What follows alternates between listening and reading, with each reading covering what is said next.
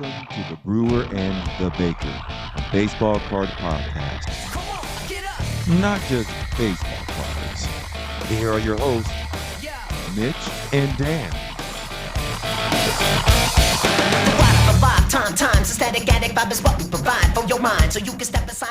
Hey, Dan.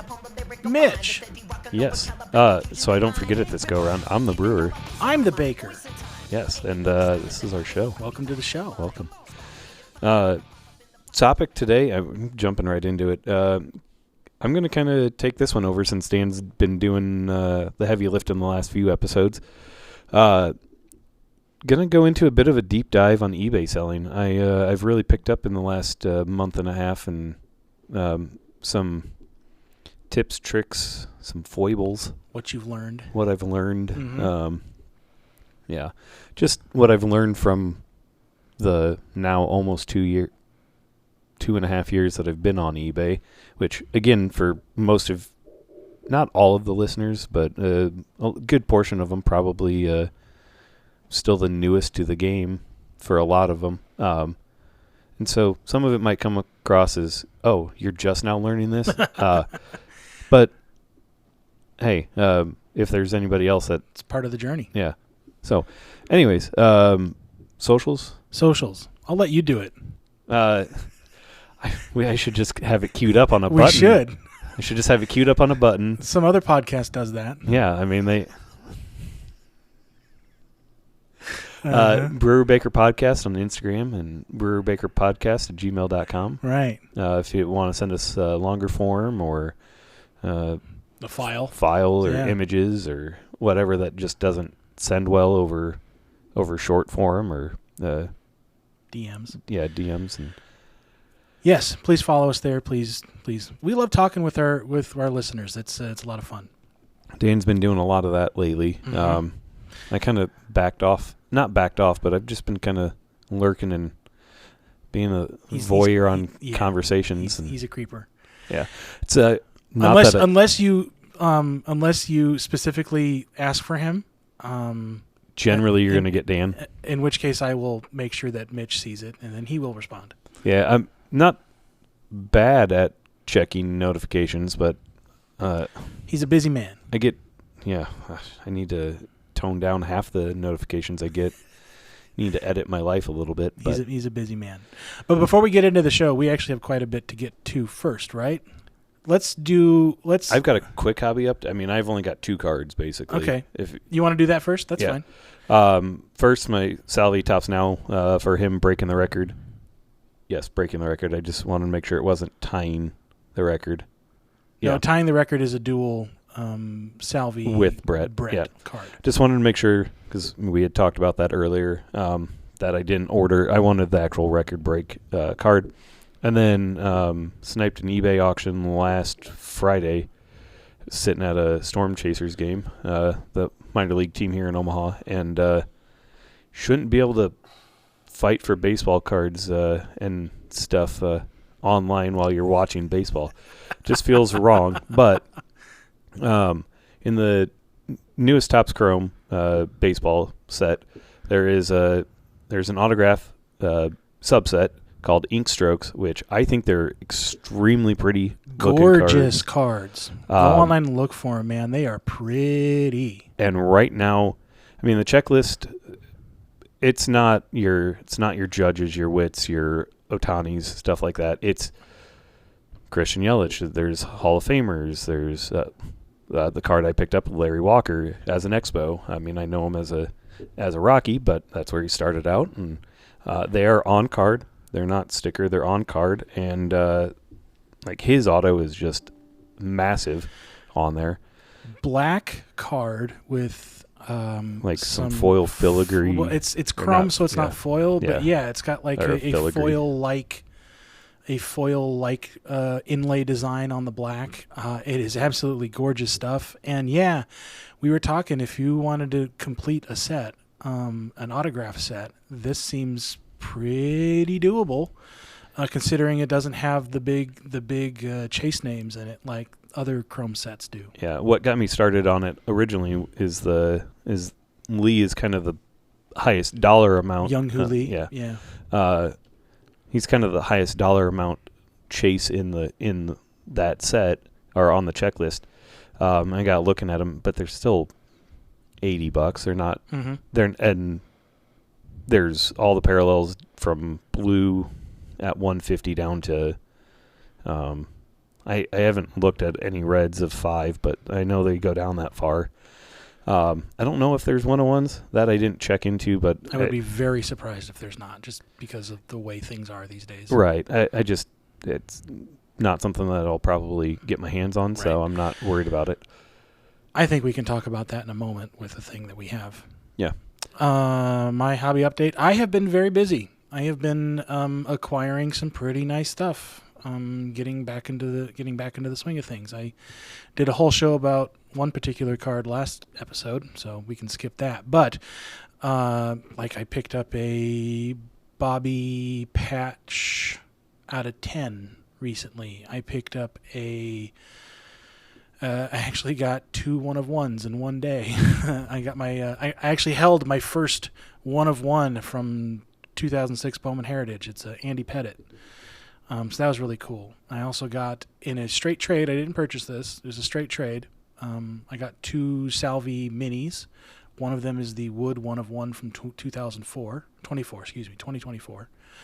And what's called a red flag. It's that particular year's equivalent of a Brooklyn back out of 25. I got a Morgan Ensberg 2006 Bowman Heritage White Relic out of 49. It's nice to knock off one of those quote-unquote, relatively speaking, no names off of that list, because those things never come up, and I got that super cheap. That was really cool. Yeah, I've been busy. I've been picking up a whole lot of stuff and having a lot of fun with that. That's my hobby update. Let's go into a video message we got from Chad from Pack to the Future. It's a 40-second video, so we're going to play it, and we will discuss what we're going to do. Hey, sent you guys an email that'll show up tomorrow morning. I decided to do this a month ago, so also luckily you screwing me out of a Shohei card did not influence my decision. There will be a note with the email. Appreciate you guys. Enjoy it. Hopefully you guys have some National Week fun. See ya. Oh, you got to split it with Mitch. Or if this is Mitch, you got to split it with Dan. Hey, you don't have to split it with Dan. I prefer you not. Just take it for yourself, but enjoy. I'm going to just not. I'm going to take his advice and just not.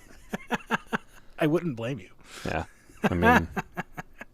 So, in the message, I don't know. Oh, in a personal message he sent me to my personal page, not to the Brewer Baker one.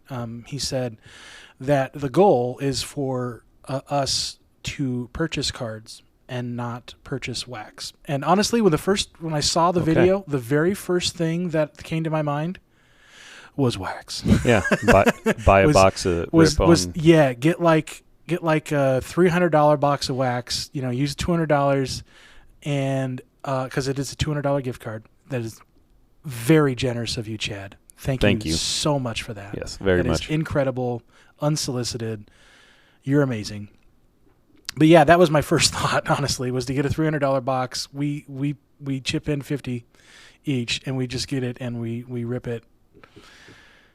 Because I don't get $300 boxes of cards. No, I mean, that'd be a jumbo. Right. But outside of that, nothing. Right. I mean, I get a chrome hobby box or something like that. Yeah. Something like that. But he doesn't want that, which is fine. I totally understand that.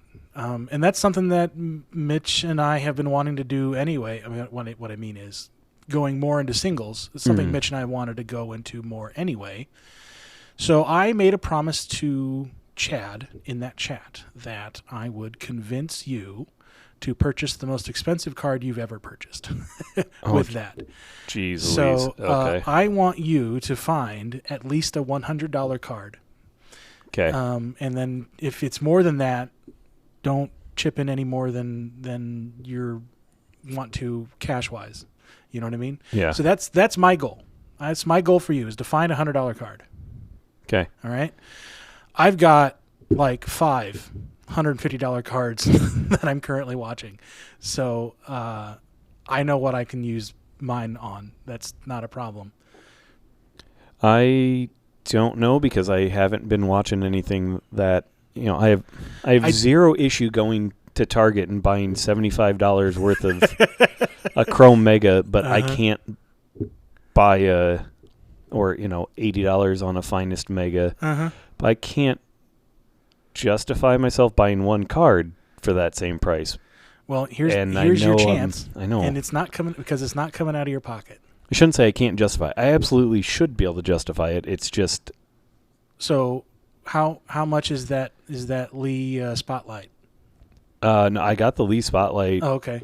That one was $75, I think is what I ended up getting it for. I think my highest price card, Sam, don't listen. I know you're not listening, but no, it was actually, she's well aware of it. It was the Bobby Auto I got at National last year. Oh, okay.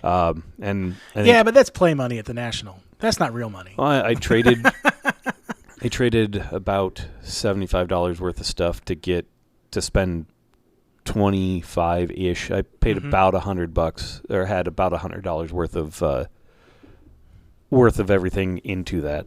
So I would say, about $100 is right now the most expensive thing I've ever bought. There, I could go through. See, but most of I don't want you to make this decision now. I want to be able to talk about this next episode. I'm gonna go to my watch list right now and. All right. Okay. So you have 2 weeks to go through and go through eBay and watch something. Oh, I should make sure that I use their code, shouldn't I? You should go to their website and use their affiliate code. Yes. All right. That's gonna be a project. Yes. So I don't want you to do that now. Like I said, we'll talk about it over the next 2 weeks, off and on, and I will keep on you to make sure that you're doing your due diligence. Ooh, what about this Bobby Witt Spotlight blue paint marker auto? Yeah. What are they asking for that for? 2K. Oh yeah, no, yeah. No. There's the Bobby Baby Boomers for 2K. The Shohei Project 70. I said $100, Mitch. Oh, not 100,000. Okay. No. I'm gonna look for a cheap messy auto. No, I don't know. I. All right. Anyways, so I'm getting distracted. Yeah. Now we got that out of the way. Again, thank you very much, Chad and Ricky. That is awesomely generous of you. Really appreciate it. Before we get to the actual thing, I would like to introduce a new segment to the show. In all honesty, this is something that I got this idea from Back to the Future, one of their last episodes before they took their summer break, where they went through an old Beckett, a basketball Beckett, and kind of talked about it a little bit. And I liked the idea of the segment. They said that they were going to do that off and on as a thing. They have not done that yet. I think they've had 2 or 3 episodes since they've done that, and they haven't gone back to the well. As soon as he introduced that, I did ask Chad if it was okay if I could copy this segment, because it is essentially a straight copy. I'm not gonna beat around the bush here. He said, I am planning on doing it again, but no, if you want to do that, that's fine. Go ahead. So I'm going to do it. So I bought 15 baseball Becketts from the 90s and early 2000s on eBay. In surprisingly good condition. Very really good condition. They're not beat up at all. And we're going to go through them in one magazine per episode, unless we think the episode's going to go really long. And kind of hit some main points, kind of compare and contrast how things went on. So the very first one that I have, the oldest one that I have, is from March of 95. So this is the off-season before, or the off-season after the strike in 94. At this point, when this magazine was printed, they were still not sure that 95 was even going to happen. Yeah, still not plain at least. So that's kind of the backdrop that you need to know for this. Now, on the front of this one has a shot of, it's a face-on shot of Greg Maddux on the front, and on the back, Same angle for a Kansas City donned David Cone card picture. What I would like to do in the future with these magazines is do like these are the new sets that they're previewing. These are the new sets that entered the price guide. We're gonna highlight a few cards every week or every episode in the price guide, just to kind of follow how they go. Yeah, just to see trends. And I'd like to find one Reader's Right thing that is interesting, and in this one there's like 6 pages of Reader's Right. It's really hard not to find an interesting one. And then maybe 1 or 2 other things, but I don't want to spend a whole lot of time on it because our episodes run long anyway. But in this one, they don't have quite as much information as the other ones do. Oh, and I wanted to highlight new sets in the price guide because those usually are like 2 to 3. Those were 2 to 3 months after they released. Then they would show up on the price guide. They don't highlight these in 95 yet, so I don't know. I don't know what's new in the magazine, and they don't highlight any new sets that are showing up. They just had.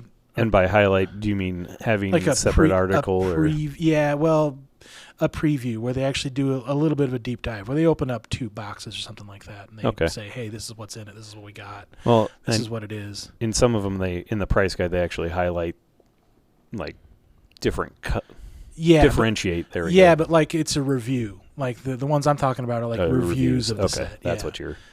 So they do mention in this particular magazine the 1995 baseball card sets that have been announced. And in fact, all of these are in the price guide, I noticed. Most of them anyway. Okay. But they don't do any deep dive into a review, just kind of say what they are and maybe show a few pictures here and there. So here are the notable ones. Donruss, Series 1, 330 cards. Most notable insert for that would be the Elite back in that day. Yeah. Donruss Elite was a big deal. They're cool looking cards. Mm-hmm. 95 Elite, they've referenced quite a bit recently. Mm-hmm.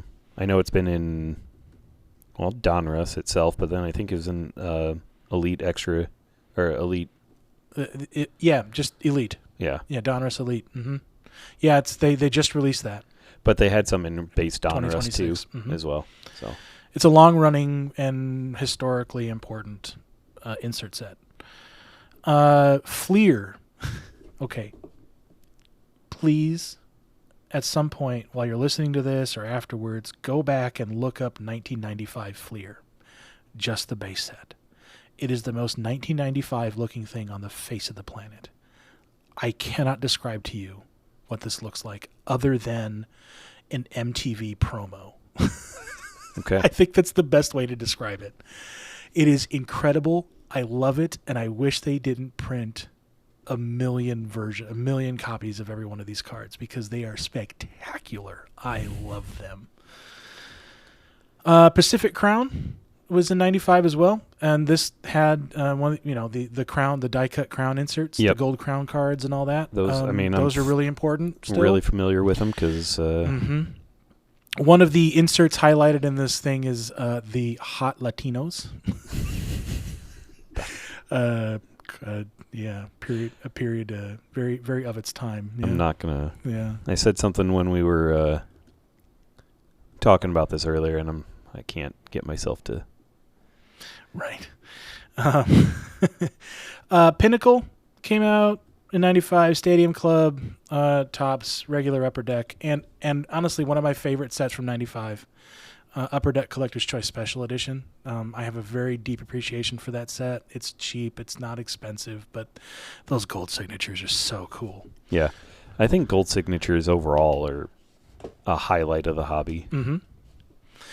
So the hot list is a little different from how I remember it from in 95, from like the late 90s, early 2000s, and it's just a list of the top 10 like most traded players and not like the top 10 most traded card. Yeah. Like how I remember it. So in March of 95, the baseball hot list is as follows.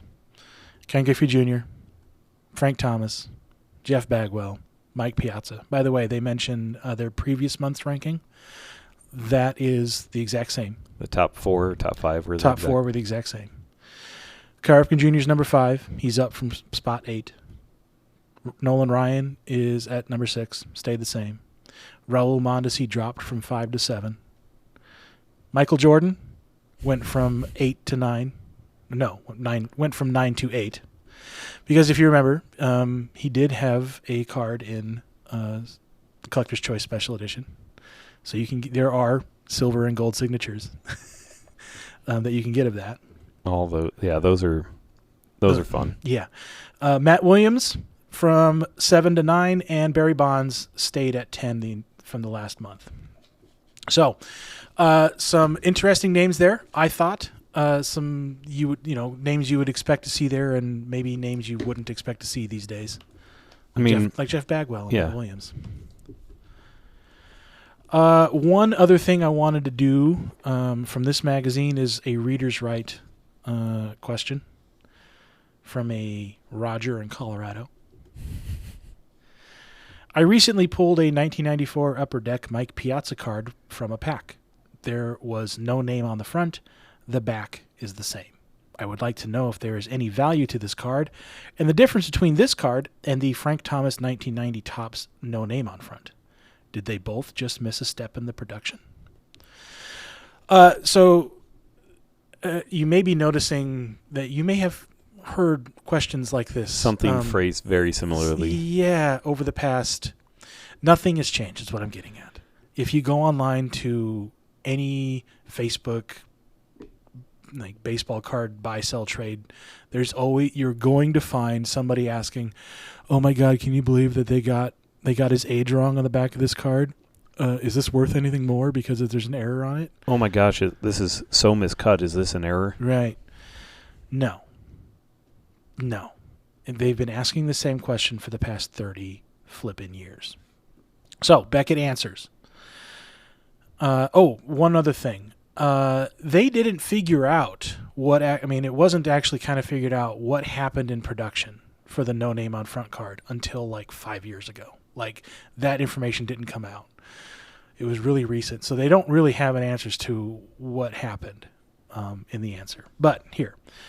The answer is really meant for this answer is really meant for the hundreds of you who have written with similar tales of printing errors in the wake of the explosive rise in value of the Thomas no name on front. Errors of this kind, but particularly of the production variety, hold limited collector attention. Part of the reason that, this is an aside, this is not a part of the answer. Part of the reason that you're seeing these questions, I think, a little bit more than you used to online is that production errors are valuable in the gaming, in the TCG world. Yeah. But not in sports cards. They once served as an interesting diversion when hobbyists could only acquire a couple of cards of their favorite player each year. Today, with dozens of cards made of each player, there are enough legitimate alternatives to keep even the most dedicated collector hopping. The value of the Thomas no name on front card is predicated upon it being from his rookie card year, as well as being the only card in the 90s top set with this specific mistake. Not true. There are, in fact, others that had black ink problems, but they didn't know that then. It's also extremely rare. It's not that unusual for today's modern cards to be found missing a production step, such as a foil embossed name, and thus they do not carry the same large premiums as earlier error cards. Also, they weren't corrected. So I find that very interesting. It is just the same thing that we are dealing with now, 30 years later, because people aren't educated.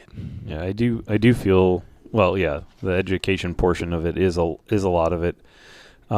Two, I think a lot of people are searching strictly for value versus collecting, and that's here nor there, I guess. In the grand scheme of it, I don't see a lot of value in modern. I still don't see a lot of value in modern error. No, but that's because they're generally not corrected, and they're not rarer than. Production errors like that, they don't really need correction. But if finding the type of error like the F-Face card that is corrected later on is rare these days. Mm-hmm. They just don't bother with it anymore. However, I do have a modern version of it, and that may be an episode later on down the road, but I would need more than one card to talk about. Yeah. The other, there's such a premium put on perfect cards anymore that, yeah, sure, an error is interesting, but because there's such an emphasis on perfect cards, also the fact that PSA specifically does not do error cards, Right. Except for the Frank Thomas, those earlier ones. I don't know about that. I'm not going to speak to that, but I know modern stuff they don't note error or anything like that. Before we move on, we looked up the prices of 3 notable cards in this book, right? Yes. So we picked the 89 Upper Deck Griffey, number 1, 59 Topps Bob Gibson 514, and the 52 Topps Mantle 311.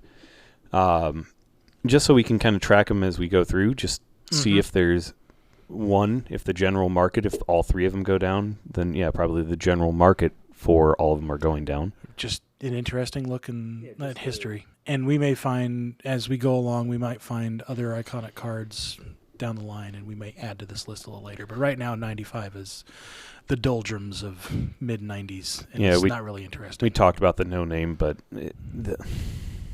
not needed. So, the 52 Mantle, what we got? 52 Mantle, a whopping $25K. 25. And the price is that for their high price, yes. Then the Bob Gibson, high end, $300 now. And then the 89 Upper Deck Ken Griffey is at $75. So that one, a 6-year-old card, considering most of the rest of the cards in there for the 95s were not. They were $3, $10, $12 cards. Right. Granted, those were brand new. Anymore, it's kind of the reverse, where brand new cards drive the premium, and then you lose value as the next new hotness is out there. Well, now I'm curious as to what the raw is going for, because I didn't look that up. $120 is what I got for one yesterday. For recent solds, yeah. $125. So with inflation, that would have been, I think that 75 is probably worth more than what $125 is worth now. Now, there's one with 35 minutes left currently at $74, so it'll probably be up there. So when we come back, we will get into the meat of the show. Hold on a moment. Ain't gonna stop. Hey, yo, gang, what up? We gotta drop.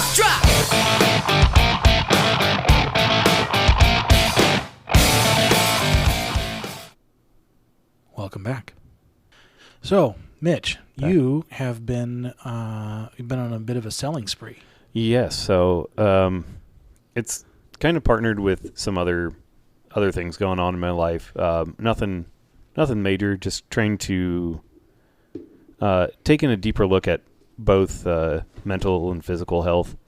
And part of it was catching myself buying products that I didn't really need to buy. And kind of got into, you know what, I'm going to put a little bit more effort into selling.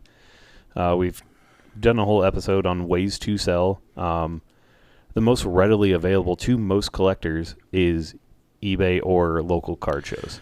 eBay is, for most, a lot of collectors don't have a local card shop, and some of them that do, they're not the best. So. Yeah, or a local show or anything. We're lucky in that regard. Yeah. So, going to local shows, we've been to a couple recently, and decent luck, but I also have anxiety about going up and starting the conversation of selling. I'm not one of these 12-year-old kids with a slab case, Zion open up, and you buying? Here's my $10,000 Otani. Yeah, you buying? I'll take a look. I just have trouble doing that. I have trouble finding $10,000 Otanis personally. Well, that too, but I mean, most of what I've been selling lately, actually, I'll get into that. That's later on. But so I figured I would kind of recount my journey with eBay selling, because I was hot on it there for a while and then cold, and now I'm back hot on it again, because it is the most readily accessible thing that most collectors have, can do to sell cards, besides Reddit. But that also you've got to be part of a community to do those sorts of things. So I joined eBay February 2024. Did you really not have an account before then? Nope. Really? Because I had one from the one that I have now is the same one I had since 98. No, I just didn't use it, but I had it. I've had the same email since 05. There was nothing found with that email. So I do not recall ever using eBay prior to that. I might have used it to buy a car part, maybe right. in college, but I maybe used my school email at that point. I know I switched from my Yahoo Mail account to my Gmail account years ago, but it's the same account. Yeah. So early on, it was mainly just feeling it out, being on eBay, looking to buy cards. That's something I didn't look to see whether my first transaction was a sale or a purchase. But my first sale was in August of 24. So 2024 really, really got hard into just Topps flagship. It was hot rookie year for a lot of players, and so I was ripping a lot, and I was looking to get rid of cards to also then pay to rip more wax. But so the first sale I had was an auction that ended at 99 cents. So disheartening. I get it. It's scary to buy from an account that is brand new. There's too many schemes out there, too many scams, too many people trying to, they get banned, so they just open up a new account and do the same. They're back on their same bullshit. Right. I have to admit, I think I've maybe looked up one account to find out if they were, how old it was. Yeah, no, I get it. Most people don't, but I can tell you from my own personal experience, there's been plenty that do. Yeah. There are plenty that do. They're doing their due diligence. They're doing what they should, but it still can be disheartening for new members. Right. So with that, that 99 cent, I was disheartened. But so I started becoming a little bit more selective and trying to sell things that were orange foil, stuff like that of 25, of 50, some of the higher. I sold it of 25 Texas Rangers team card to the batting coach, I think, if I remember right, at one point, for $4.75. Yeah, so I mean, it's a combination of things going on here, right? You have new seller, you have low numbered, but who are they? Right. And a generally paper flooded, set, not chrome. A flooded market too. A lot of people were in that. Right. So you had a lot going on as to really, not allow you to do very well. Right. I was expecting, and at that time, because I found that doing buy it now, setting kind of a limit of how low I was willing to go, was not selling me cards. Whether that was a sign of the times, sign of the set, sign of what I was. I mean, there, like you said, there's multiple factors that I was strictly doing auctions, and I was expecting that same card sold for $12 the week before, and then I sell it for $5. I was disillusioned. Did the person who was willing to pay, was the only person who was willing to pay $12 buy the card, and now the only people that are left are willing to pay for that card are $5? Yeah. Right? I mean, that's... at the time I wasn't really well versed on sold listings or anything like that, and like maybe that one $12 was an outlier. The only way that I knew was I watched that card, I watched it sell, so I put mine up. That was the only way that I knew how to do it at the time. It wasn't like it was just strictly ignorance on my part. It wasn't that the tools weren't out there. The tools were definitely out there. It was just I was wrapped up in the hobby too quickly, and then realizing I need to offload stuff, and I was jumping in feet first really quickly. I was also just overly picky on what I was putting up there. I was only putting up like I said, I was only putting up low numbered stuff. Then again, if you remember 24, blues, purples, stuff like that were numbered to $7.99, $9.99. So I was also putting up any of the numbered cards. As long as it's numbered, right? Yeah, because, hey, this is shiny, it's sparkly, it's numbered. This has got to draw a premium. This has got to be valuable. Well, it does over the base, but not. So I wasn't looking at trends. I wasn't looking at how players were doing. I wasn't looking at seasonality. The team's been eliminated from playoff contention. Yeah, I wasn't looking at that. I wasn't paying attention to a lot of the factors. I was, again, just gung-ho at it. Some of the things that I was doing that I find that probably good, but also, there were some bad there. I was so scared of a card getting damaged that I was overpacking. I was using some more slightly rigid envelopes, and then I was also, besides the top loader, using a piece of thin cardboard in there to try and help. It's not going to go through. It's not going to be machinable. A lot of them are going to get either lost or they're going to. At the time, there wasn't the big crackdown on extra postage and stuff like that. Possibly chewed up in the machinery. Yeah. When they say lost, most of the time that's what happens. It's not actually lost. It gets chewed up. They just say, "Nope, it's done." I was just scared of not delivering on a product that I promised at a certain condition. Not saying that I don't view that the same way now. I've learned my lessons. I also tried to always send another card or two with them. I'm mixed on that at this current time. At that point, if they bought a Astros card, I was sending them 2 or 3 other Astros cards that I had. Didn't really matter because most of them weren't. I wasn't selling anything that was actually, here's a $10 card, here's a bunch of 25-cent cards. Why they're just going to turn around and throw them away too.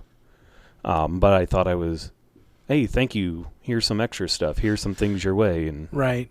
Now I'm mixed on it because when I do receive them, I do find it very, very fun. But at the same time, most of them are, if I'm buying a player, like specifically Sajaci, like I don't follow the Cardinals anything else. So like, fine, cool. I'll take a Mason win as well. But like, what am I going to do with it? Right. I see a lot of it in soccer when I'm buying soccer cards. When I get those, I kind of think to myself, it's nice, but you couldn't find a rainbow foil. Right. Right.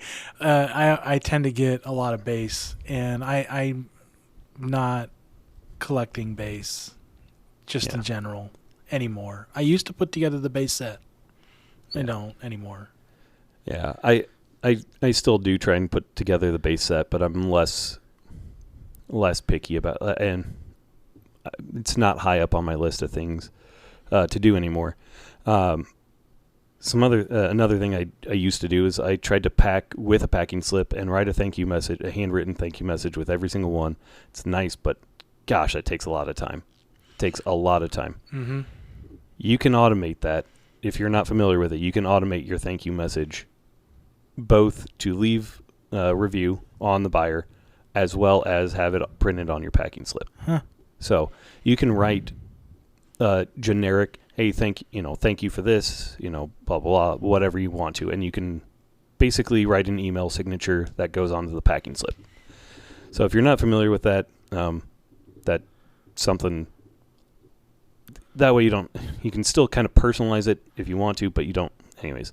Speaking of putting stuff in, just as an aside, I realize now that you've been doing a lot of selling. Are you running low on stickers? No, actually, it's something that dawned on me yesterday that I had not been putting stickers in. How dare you? I know. I've 43 sales in the last, basically at least one a day, and I've not put out any stickers. That was the point. I know. I know. I do want to put in a reorder, but that's on a different subject. But then I was also wrapping the packing slip. I was folding around it, making kind of an envelope around the card, because not that I was anti-tape, anti-painter's tape, still kind of am. Like I just peeled off some just Scotch tape off there. Please don't use Scotch tape if you're shipping. No Scotch tape. Please don't. Painter's tape, fine if you have to, but team bags are so much, they're relatively inexpensive in the grand scheme of it, and I'll go through that in a bit. And then you don't have to worry about if the card does slides out of the top loader and then, or out of the top loader, out of the penny sleeve, and then touches that. Hits plastic. Oh no. Yeah, anyways. So overall, the results of my early eBaying was I remember you being very frustrated Yeah. at the beginning of our show with the entire process. Yeah, I was getting burned out and frustrated by disputes and other things like that. Most of the disputes were over shipping via standard envelope, which if you're aware of it, like I use so much grace in my own purchasing if it's coming standard envelope. Like I give it 2 weeks, even though it's supposed to be 3 to 7 days or whatever. I give it 2 weeks minimum before I say, hey, have you shipped this? Or, the other thing is the tracking, the scanning. I have found certain post offices and or mailboxes to be more reliable on scans and quick scans with that now. So I have my basically 3 mailboxes that I drop off at any point. Outside, I have a drop box basically outside of my house. We have a community mailbox, and it's got outgoing mail. That guy does not scan anything going onto the truck, and rarely do I see updated tracking when it goes through the processing.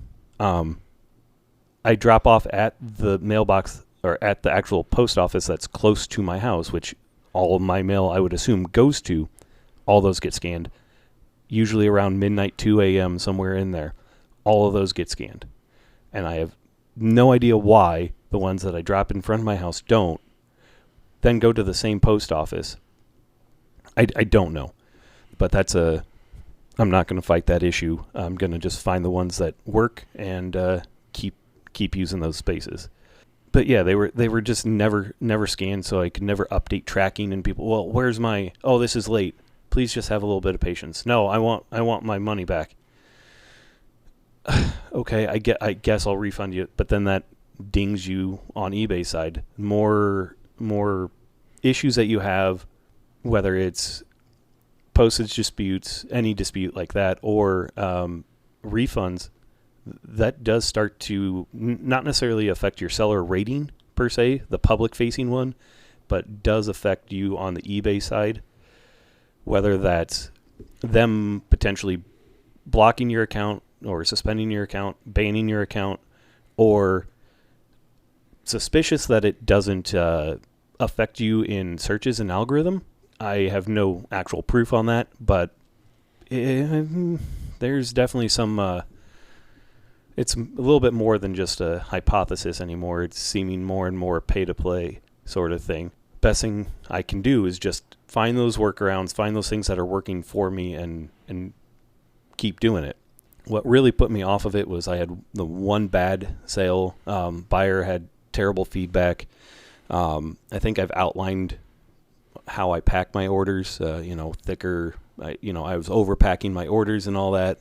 They claim that the order came with the card sliding out of the top loader, which if I'm wrapping it in the packing slip around the top loader, packing it there, taping the packing slip around it, shouldn't be sliding out unless the card was tampered with, unless the envelope was tampered with, which it's another thing. Yes, because I use self-sealing envelopes, I do put another piece of tape on there as kind of if somebody heated this up to then slide it open to check the card, you're going to see basically a safety seal. That's just for my own personal. I started doing it after that because said the only other way that this card could have ended up that way was somebody tampered with my packaging. I did have the card listed as very good, so it was a chrome card. It did have some noticeable wear, because chrome cards scratch and whatnot. Mm-hmm. They said, there's scratches all over it. I said, please, review the listing. Had it in very good, not near mint, not excellent, but very good. So, this is obviously, and it was a Bobby 22 Bobby rookie that I had multiples of, and I sold it for like $1.99 or something like that. I think there was a shop out in California that was trying to buy Bobby rookies cheap, flip them, or grade them, flip them, and do that.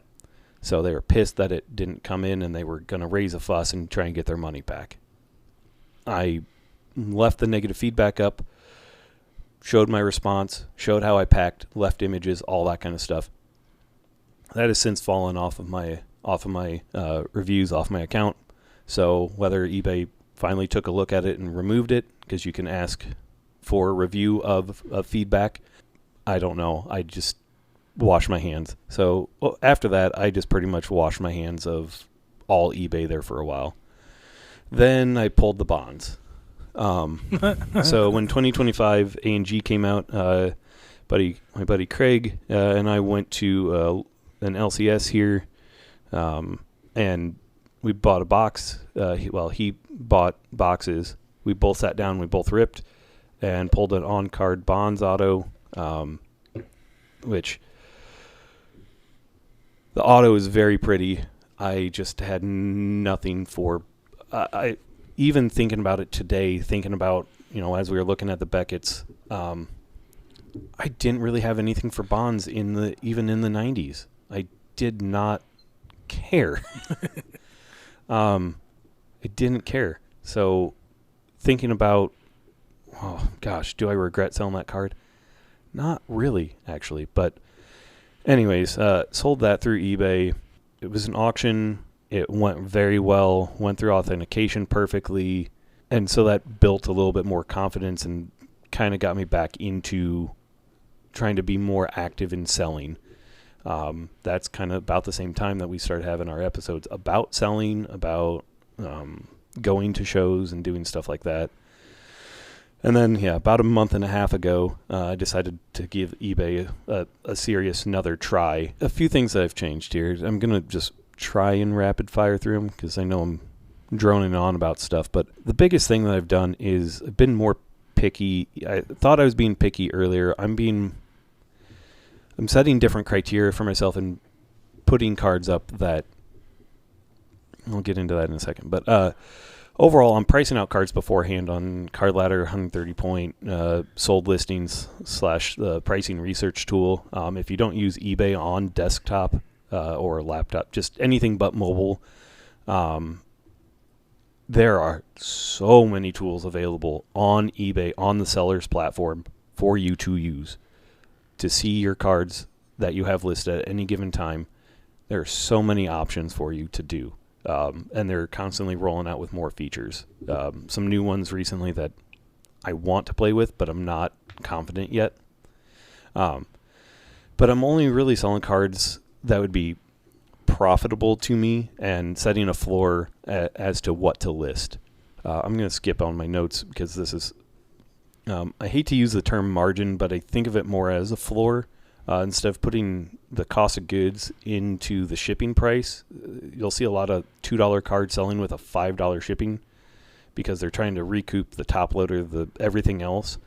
I just take that into me doing business on eBay and set my floor as to what I'm willing to sell and how low I'm. So, I've gotten penny sleeves for less than a cent now. I'm averaging like 0.006 cents or $0.006, I should say. So about half a penny for a penny sleeve right now.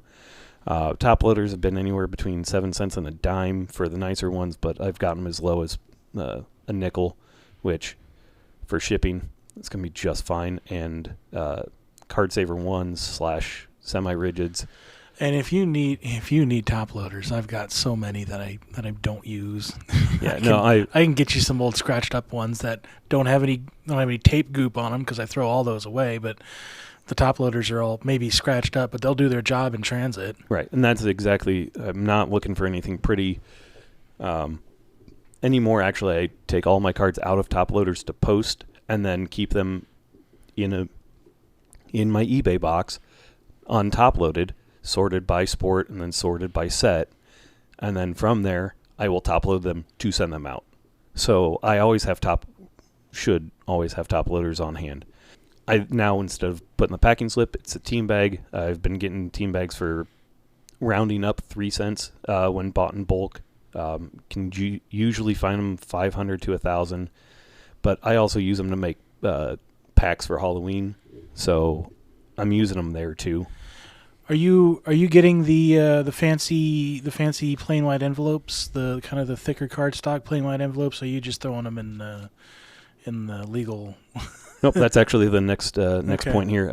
So Ding Defender semi-rigid 4x7 mailers. I've yet to have an issue with any of those. I was using a thicker version than that. That was actually eBay branded, and they were more of a heavy cardboard. These Ding Defender ones are, I'm not trying to, it's just the ones that I have found they're thinner, but they're still, it's like the Greeting card stock?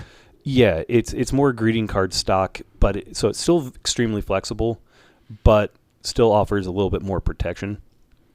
Now it sounds like a lot, but again, buying in bulk, 510 pack is about $110. Works out to be about 22 cents in envelope, which is the cheapest that I can find. Even doing, say, thank you cards. Are those? I'm curious where you're finding those. That it was on eBay itself. Okay. So using eBay to find those envelopes. Mm-hmm. A lot of these are a mixture of Amazon and eBay to find them. Another thing that has kind of changed the game for me recently, for work, we picked up a thermal printer. We're using it to label our kegs for tracking, as well as we can get more data on a 3x2 piece than us handwriting it, and then I don't have hand cramps at the end of the day. It's an important part of the equation, yeah. So I can print it out with all the tracking, lot codes, blah, blah, blah, all that kind of stuff with our brewhouse management. So I bought 4x6s to use with that thermal printer. So I have my own 4x6s instead of the company ones. The owner found out I was doing. She had a box of 4x6s when she used to run her boutique little store. She had a clothing store, and she would mail out stuff in poly mailers all the time. And so she had a box of like 5,000, like they're 10 rolls of 500, 4x6, and she just brought them in and set them there for me. Like, nice. Oh, okay, cool. Congrats. So I don't need any 4x6s, but overall like a label, they're a penny to 2 cents on average. And then I ended up buying a label printer, just a thermal printer here at the house with a set of labels too. It was about $80. They're such a game changer. I don't have to worry about ink. I don't have to worry about running out of paper. Those labels, again, they're 500 roll. Like, I'm gonna forget that I'm almost out before I actually run out. And even at $80 ROI at 100, that's 80 cents. So 80 cents plus the 2 cent label, 82, 22 for the, anyways, it works out about I will sell a card at 99 cents if that's what the auction goes for. But generally, my floor is $1.49. And I'm still coming out positive with eBay fees on that. So that's strictly treating it like a business, which you have to. Right, If you want to put any money into the coffers, you have to. Right. So part of that, the pricing out cards, where I set that floor is dictated by that. So I'll go on Card Ladder, 130 point, whatever it might be, and I'll just go through 15, 20 cards a night, find, okay, these 5 or these 10 have comps that are 50% higher, multiples higher than what my floor is. They go into my list pile. The others go into a pile to either make packs as things for Halloween, or they're still nice enough to go into my ComC box, stuff that I'm willing to pay a penny to store, 66 cents, 65 to get it processed, and then a penny a month. I've switched almost exclusively to doing buy it now listings instead of auctions because of that floor. So something that I learned is instead of getting disappointed that it sells for 99 cents because I don't have the reach and I'm not willing to promote it because 14 extra % on that is on top of the 13% fee already, just isn't flying. Right. Things do move slower, but they are going for closer to what I expect.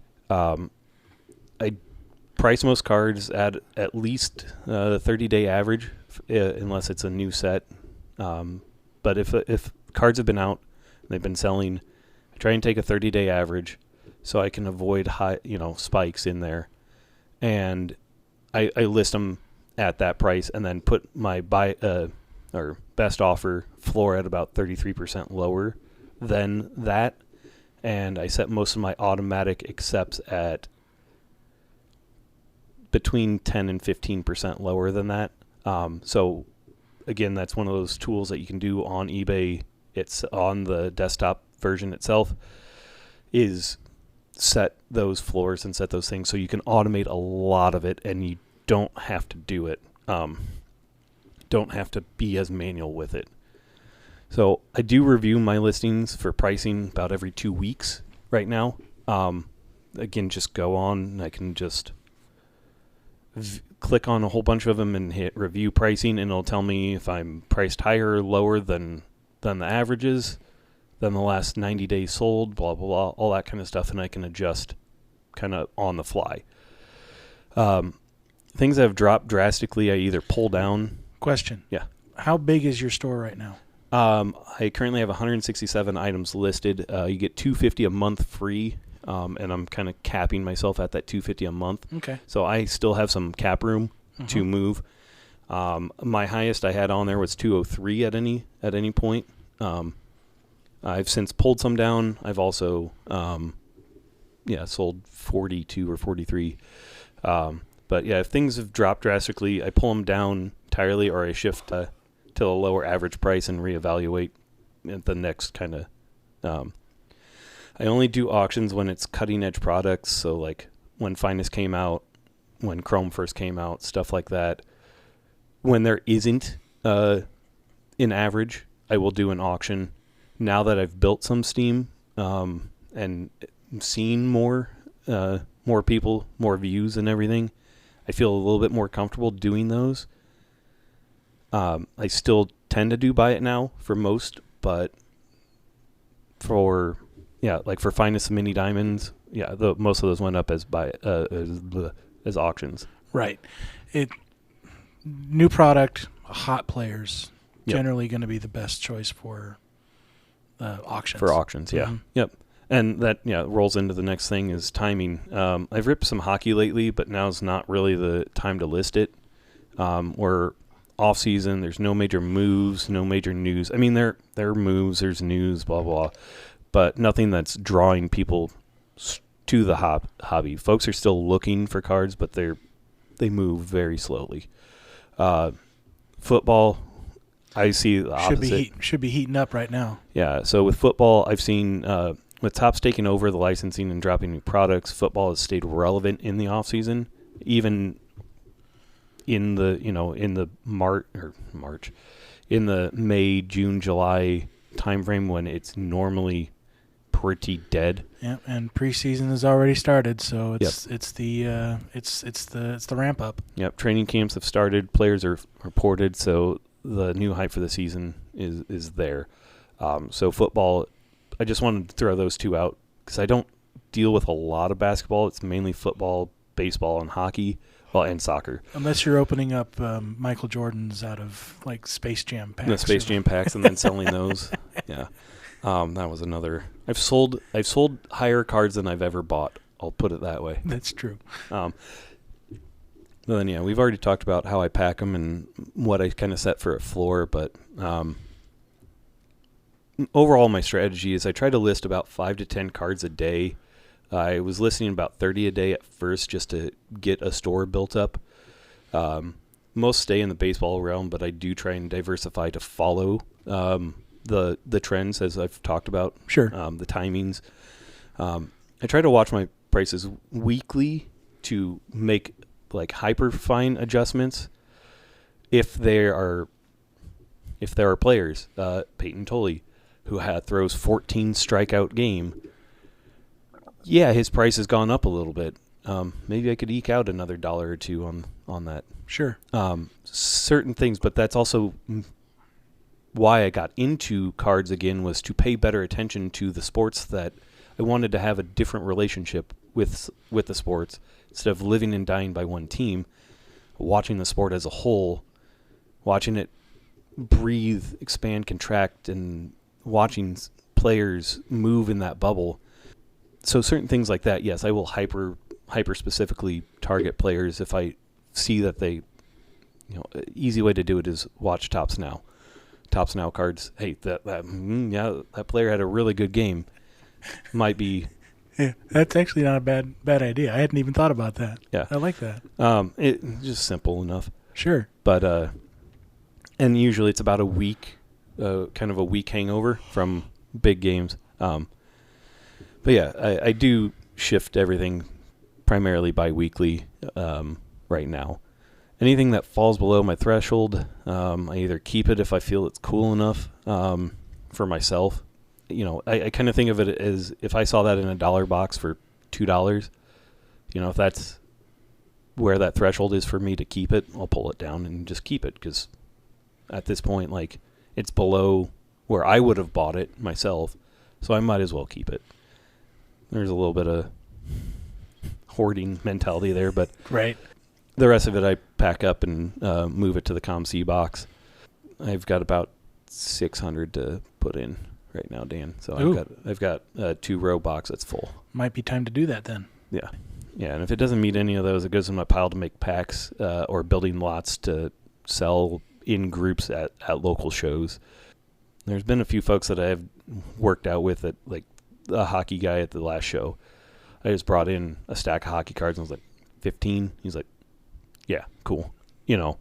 They're all $3 cards, but they're getting in the hands of somebody that I know will either appreciate them or he knows other people that would like them. Knows how to get them in their hands. Mm-hmm.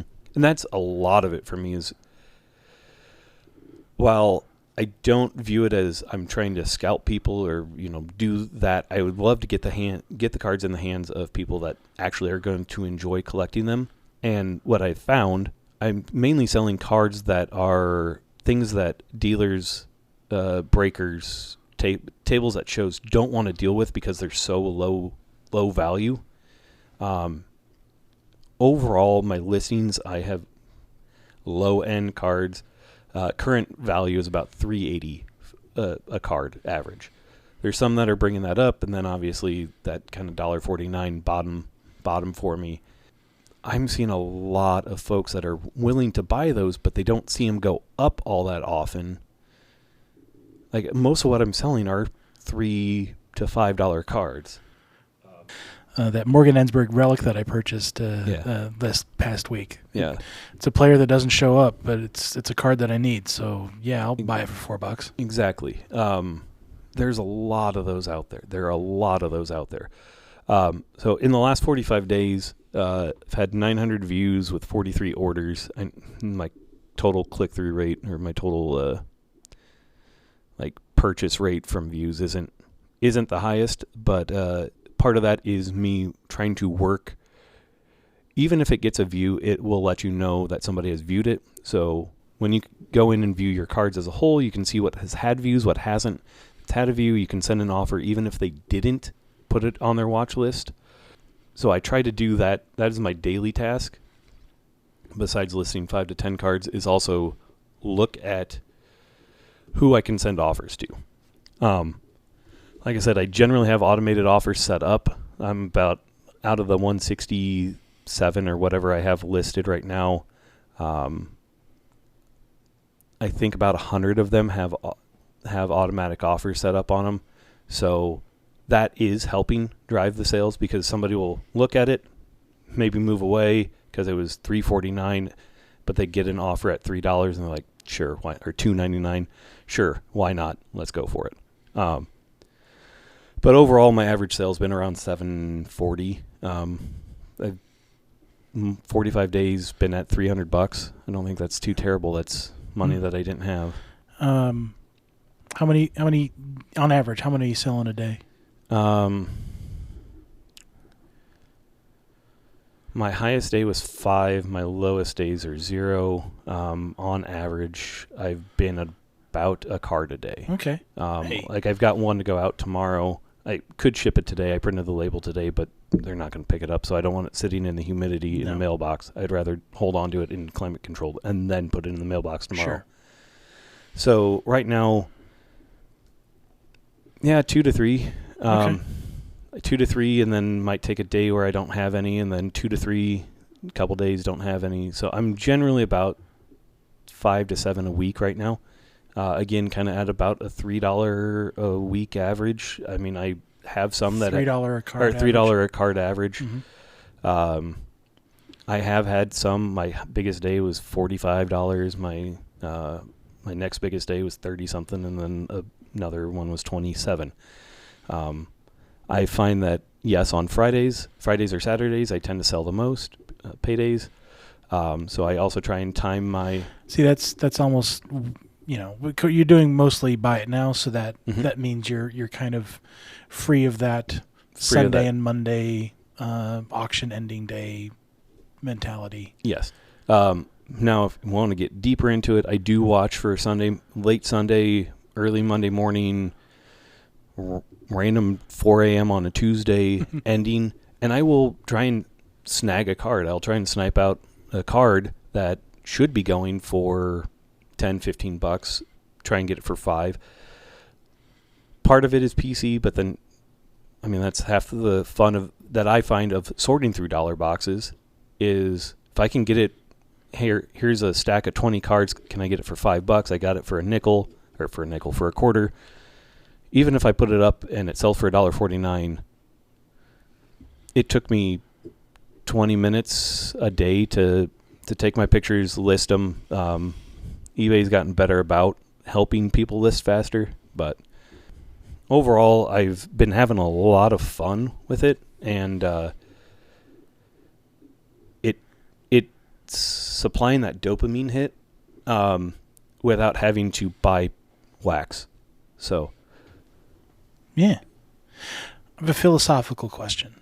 Because when I sell, the reason I sell is because I have something that I'm going for. Mm-hmm. I'm paying off an engine. I have a card that I would like to purchase. I have purchased a card and I need to pay off the purchase. Mm-hmm. Right? I have reason for selling. There's motivation there, yeah. What do you have a plan for what you're doing with this extra income, or what's the is there a reason behind the selling other than I just need it out of my life? Yeah, part of it was just needing it out of my life. The other part was, like I said, kind of taking a look at still wanting that dopamine hit from cards, but realizing I can't keep ripping. Like, Series 2 is abysmal. Just pathetic product. I mean, I hate it. I hate it.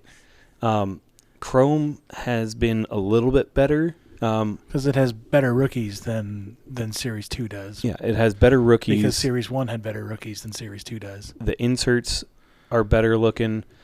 The parallels are generally better looking. I'm still kind of a sucker for Ray Waves and not Aquas. Well, yes, Aquas, but the Lavas. The Lava. Mm-hmm. I'm still a sucker for those. I know that they don't demand as much, but I think who cares?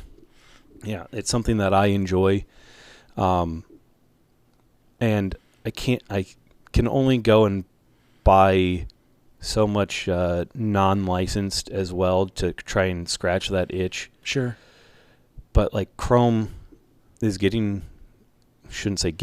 been price prohibitive for a little while. I think since 24 update for sure, but probably 24 base Chrome has been, anyways.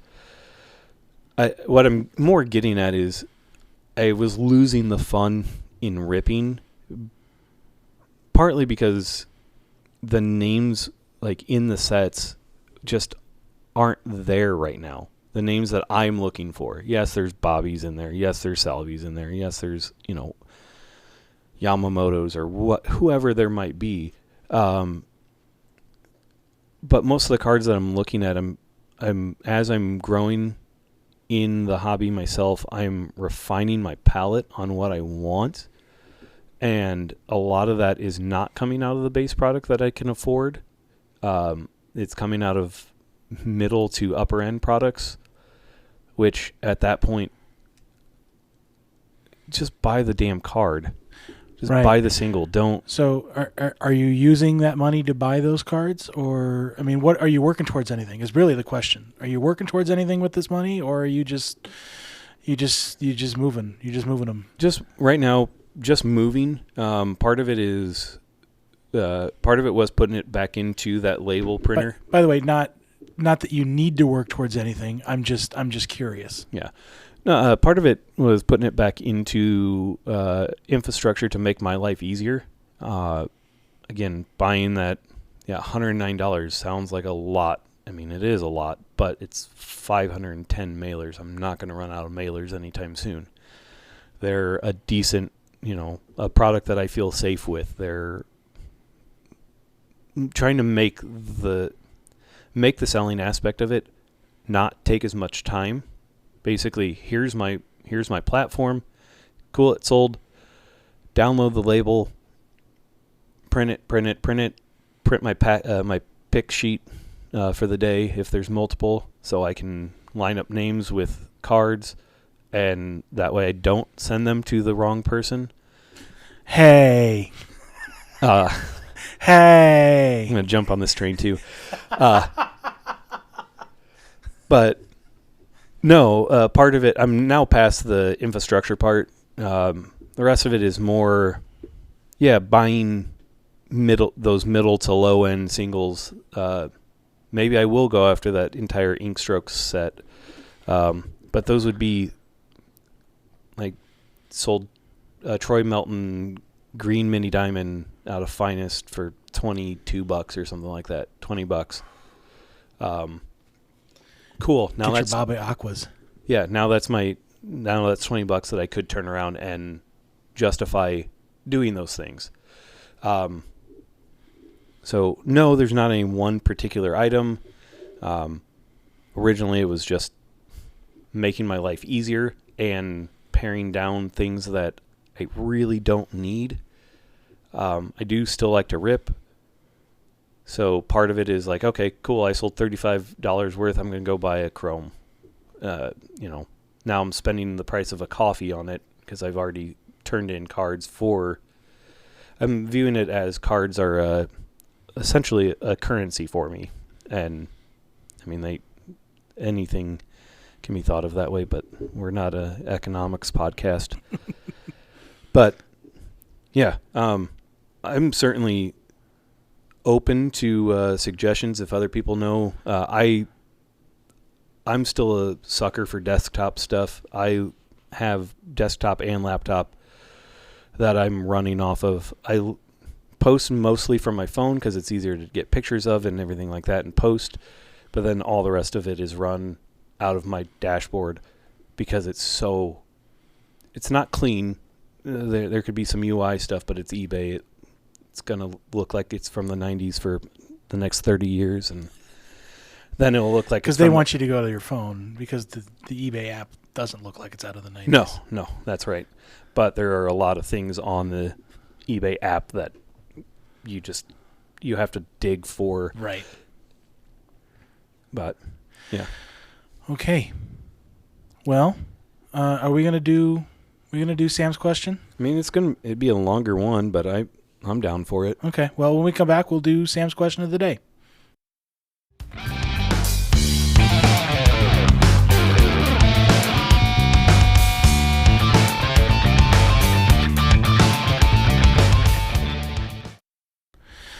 All right, we are back.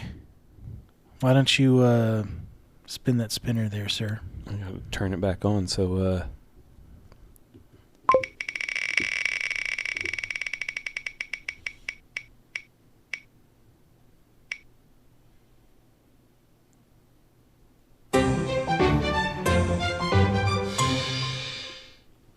one.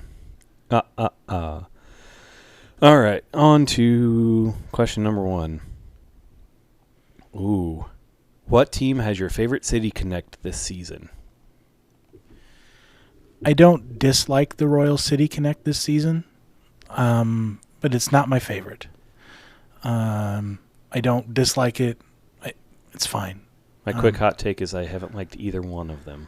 How dare you? The first one that they had was one of the best in the league. Yeah. It was good, but it wasn't. Yeah. Anyways. So let's see. Let me think about this. First thing that came to mind, as crazy as no, easy, hands down, easy.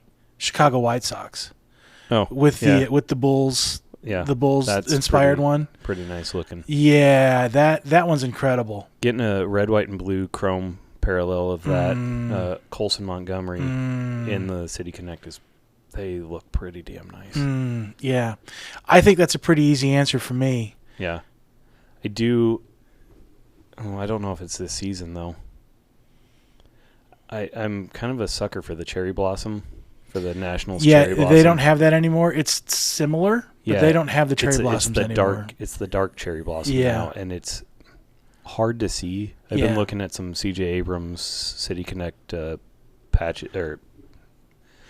When I found out they were going to get a new one this year, I asked for a Washington City Connect hat for Christmas. Yeah. I was like, I want the cherry blossom one because that's an incredible. I thought the cherry blossom was really, really nice. I mean, it honors the city. It looks like something. It's got millennial gray. It's fair. No, because my other one would have been San Diego's neons. The pastels, I should say, not neons. The other one, the one that I had in mind originally, and I understand why people might not like it, but I like Boston's now with the Green Monster inspired. Yeah, I like that. I don't mind it. It doesn't really connect to the city; it just connects to the team, which kind of bothers me. But the design is fine. I like it. The Guardians one is not bad. I can't even think of it, to be honest with you. A lot of it has to do with a couple bridges and statues in town. Oh, okay. That makes sense because that's what the Guardian's name comes from. I mean, I don't know. Have they gotten rid of it? I like the Brew Crew. You like that one? I like it. Okay, well, I like the blue and yellow. Like the colors work. The Crew, I think, is what they have on their chest. Yeah, I think it used to say Brew Crew, and now it just says the Crew. The Crew. Yeah. You know which one's the worst? St. Louis. Yeah. The Lou. Yeah. The Lou. That's what the Lou. And you still have the cardinal and the bat and all that. It just says the Lou. Yeah, but the St. Lunatics. No. From the Lou, and I'm proud. No. You're not a Nelly fan. No. All right. No. I do like the Mariners. Mm-hmm. I don't know if there's one specifically though this year that I love. Yeah, I hate the White Sox, but I am in love with that. Yeah, if I had to pick that one, one. I think I'd have to agree with you. If I had to pick one from this year, from this season, that is probably the best looking one. Like I said, the dark cherry blossom one is still, it's there, but it's so hard to see. So hard to see. It might as well just be all gray or charcoal or whatever. Right. I don't know. Outside of that, I think City Connects 2-3 years ago were much better than they are now. I'll agree to disagree. Okay. All right. Well, thanks for listening, everybody. Yeah, thanks for letting me ramble. If you have, honestly, I do very little selling, very little, because I am a hoarder. So I learned quite a bit, actually. I didn't know that eBay had all those tools. Yeah, there's a load of tools online. But if you have any tips and tricks for Mitch, I will see it as well, so it'll be for me as well. Please pass them along. I'm sure that we don't know everything. So Yeah, it's only been roughly 45 days. I think it was late June, so I think the 22nd. yeah, so you're still, this is in this part of the journey, you're still taking your first steps. Right. I mean, I am spending more time with the platform and learning more about the platform. And again, it's pluses and minuses. Sure. There are still some negative things that I have for it, but it is the most readily available that I have direct control over. Right. So, Well, I'm the baker. I've been the brewer. I am the brewer. Well, yeah. I have been, and I still am the brewer. Mm-hmm. I was thinking this has been the show, and it was past tense, and I was trying to make sense. And I'm the brewer. Yeah. I'm trying to come up with the Mitch Hedberg version of this.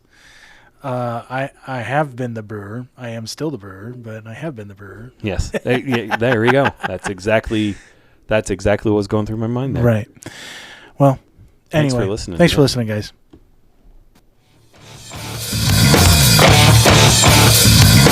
That was the Brewer and the Baker of Baseball Card Podcast. Thanks for listening, and be excellent to each other.